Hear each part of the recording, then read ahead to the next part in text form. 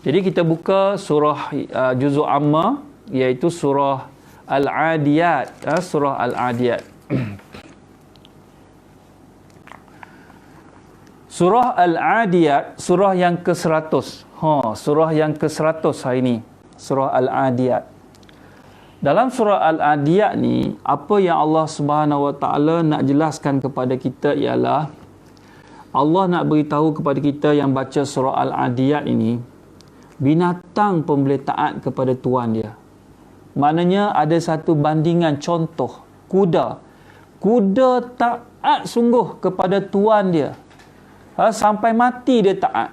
Tuan dia suruh buat apa-apa, buat. Ini kuda. Kuda sangat taat kepada tuan dia. Tapi tuan kuda itu tidak taat kepada Tuhan dia. Kuda boleh taat kepada dia, tapi tuan dia tak boleh taat kepada Tuhan dia. Begitu juga pekerja taat kepada majikan dia. Apa yang majikan suruh buat, semua dia buat. Kalau tak buat, dia macam-macam kena. Tapi bos dia, majikan dia tidak taat pun kepada Tuhan dia.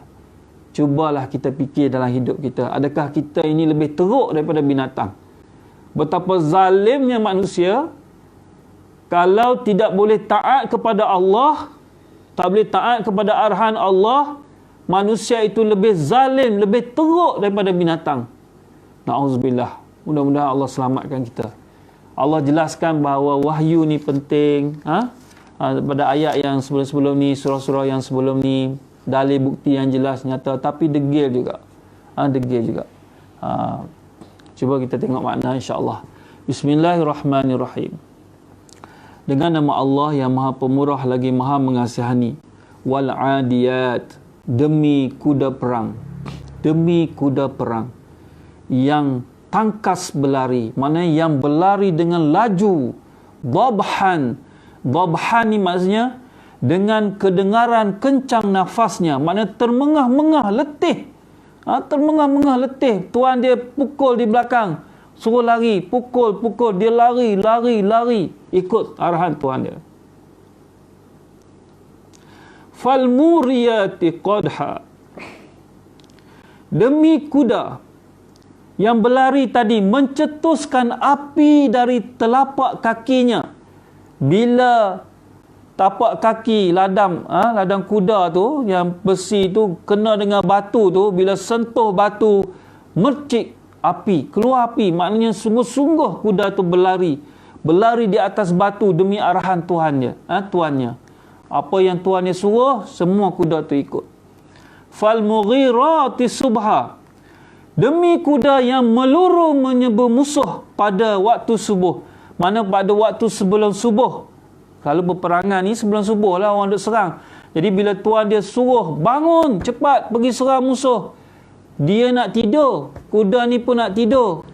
Tapi bila tuan dia suruh pergi, dia pergi bingkas bangun pergi menyerbu musuh sebelum subuh ni. Subha. Fa asarna bihi naq'a, demi kuda yang berlari tadi menghamburkan debu, maknanya menerbangkan debu pada waktu itu. Bila dia lalu di padang pasir ini, terbang habis debu. Maknanya kesungguhan kuda ni. Kesungguhan kuda. Bila disuruh oleh tuan dia.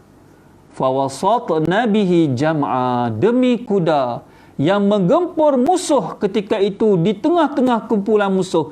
Maknanya kuda ni berlari kencang masuk tengah celah-celah musuh ini. Ada pedang, ada tombak, ada lembing, apa semua dia tak kira.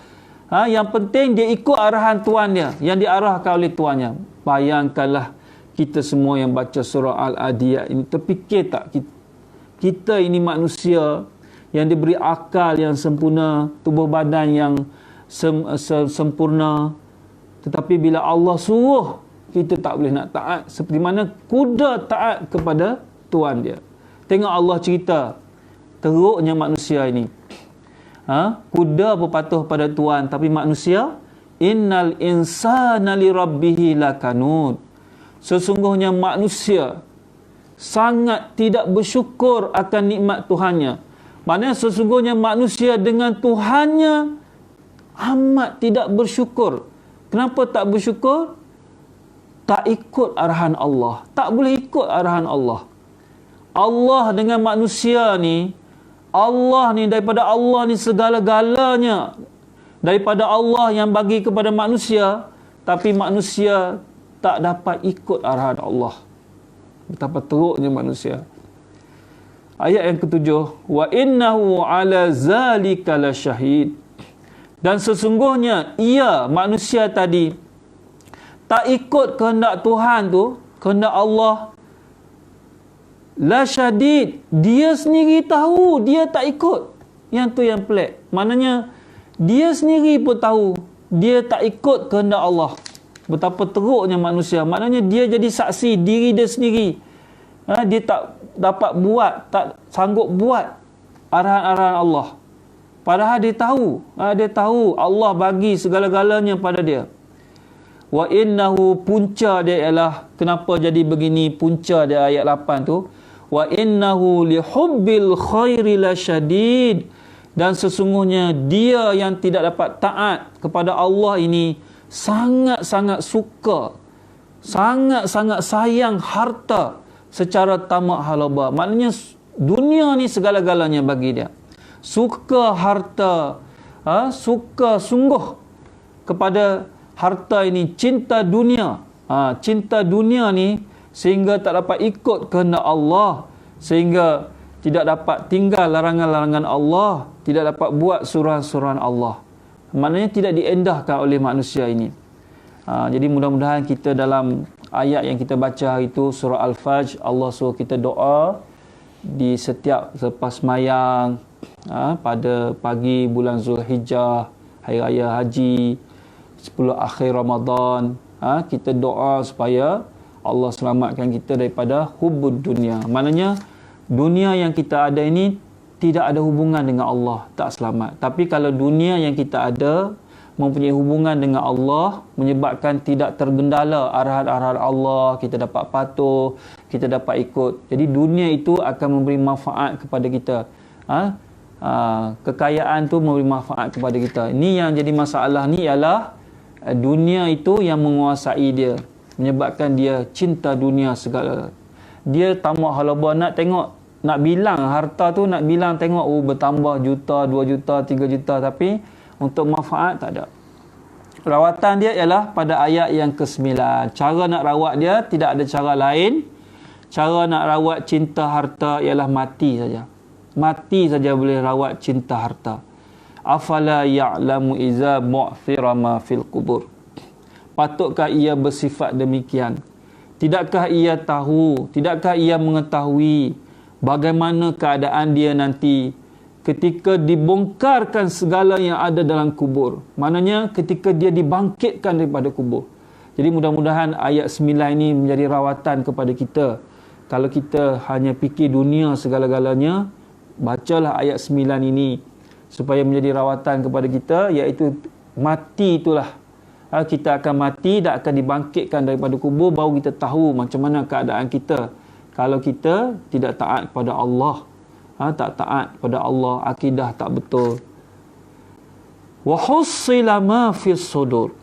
Bila dia bangkit daripada kubur dan dikumpul mereka serta didahkan segala yang terpendam dalam dada. Maknanya bila bangkit daripada kubur, maka akan dizahirkan apa sahaja yang ada dalam hatinya, sama ada akidah dia syirik ataupun akidah dia iman, mentauhidkan Allah, akan zahir pada ketika itu.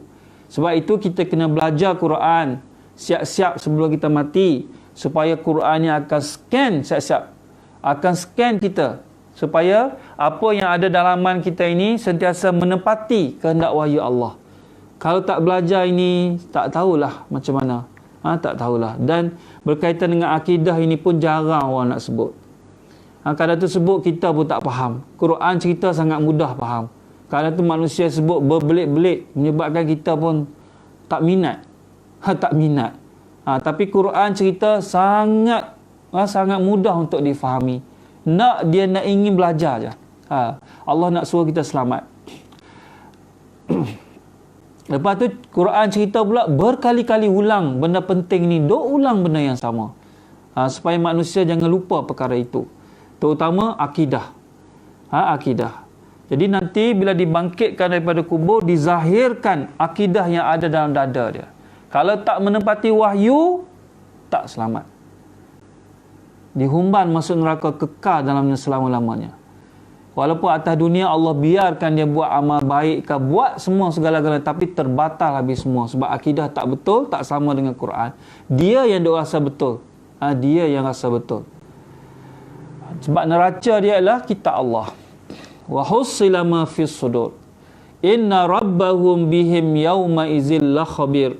Sesungguhnya Tuhan mereka Maha mengetahui dengan mendalam tentang balasan yang diberikan kepadanya, kepada mereka pada hari itu. Maknanya Allah Maha mengetahui. Maknanya bila Allah Maha mengetahui, Allah boleh balas satu-satu. Manusia tidak maha mengetahui. Sebab itu nak isi SKT, orang kata apa, penilaian prestasi kerja ni, kadang-kadang ikut kita lah. Kalau yang mana yang bodek kita ni, mungkin kita bagi lebih. Tapi di belakang sebaliknya, sebab kita bukan maha mengetahui. Kecuali lah sepanjang masa ber-CCTV. Tu pun lena juga kita. Ada CCTV pun lena. Bukan nak jaga orang tu buat kerja sampai 100%. Tapi Allah, dia boleh balas satu. Sebab dia maha mengetahui. Ilmunya meliputi. Jadi mudah-mudahan dengan maklumat-maklumat ini daripada wahyu Allah, kita dapat sedar betapa teruknya kita kalau tak taat kepada Allah nak dibandingkan dengan binatang. Kuda pun sangat taat kepada Tuhan dia. Di hari akhirat nanti, manusia ni, perkara yang awal-awal yang Allah akan periksa ialah hati. Awal-awal yang Allah akan periksa ialah hati dia. Sama ada iman ataupun tidak. Kalau ada iman, barulah amalan-amalan itu akan ditimbang. Kalau tak ada, tak akan ditimbang langsung. Kerana syirik pada Allah SWT. Jadi kosong, tak ada apa. Jadi mudah-mudahan kita dapat belajar daripada surah ini, iaitu betapa zalimnya kita kalau kita tak taat kepada Allah, berakidah betul, amalan betul ini, maka kita lebih teruk daripada binatang. Binatang pun taat kepada Tuhan dia. Wallahu alam. Jadi Allah adakan cerita-cerita ini untuk maklumat kita supaya kita dapat faham. Jadi mudah-mudahan surah yang kita baca ini dapat memberi pengajaran kepada kita semua untuk kita sentiasa mentauhidkan Allah dan sentiasa dapat melakukan amal-amal taat. Jadi satu semangat kepada kita. Sebab syaitan ni dia memang nak kacau kita macam-macam. Tak kira siapa pun.